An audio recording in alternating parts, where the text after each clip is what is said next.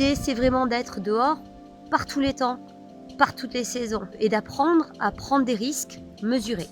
Parce que c'est un savoir-faire important dans la vie. Bonjour, je m'appelle Julie Ricard, je suis pédagogue par la nature, je suis la cofondatrice de la Forest School Autour du Feu. Une Forest School, qu'est-ce que c'est? C'est une école de la forêt, oui, mais une école au sens large, c'est-à-dire que c'est un lieu d'apprentissage en nature. Nous travaillons sous forme d'ateliers et ces ateliers utilisent la pédagogie par la nature, c'est-à-dire qu'ils visent la reconnexion à soi, aux autres et à la nature. Ce qu'on apprend dans une Forest School, ce sont des savoir-faire et des savoir-être, tels que par exemple la persévérance, la coopération, la résilience, la confiance en soi, l'émerveillement. Et donc comment ça se passe concrètement?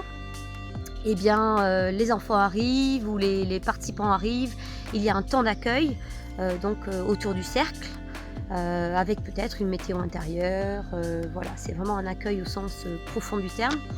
Ensuite, il y a des propositions d'activités. Les activités sont toujours proposées, elles ne sont jamais imposées.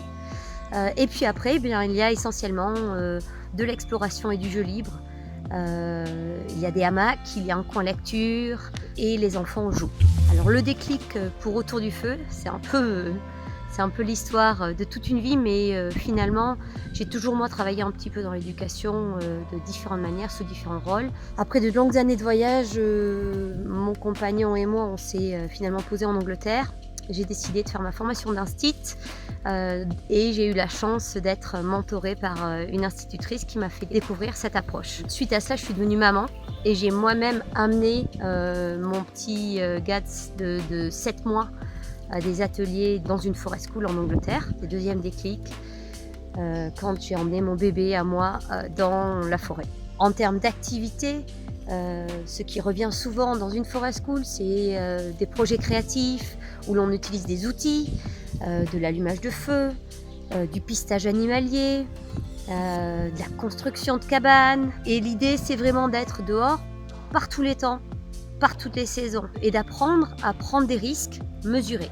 Parce que c'est un savoir-faire important dans la vie. On protège bien ce que l'on aime. Et quand on passe beaucoup de temps en nature et qu'on développe ces connexions, eh bien, on sent qu'on fait partie de la nature. Et donc, ça, c'est bon pour l'environnement de demain. Alors, suite à cette crise sanitaire, eh bien, moi, je pense qu'il s'agit plutôt de se redécouvrir plutôt que de se réinventer. L'imagination, la créativité sont en nous tous. On peut peut-être les avoir oubliés, ces savoir-être, mais il s'agit juste de les redécouvrir.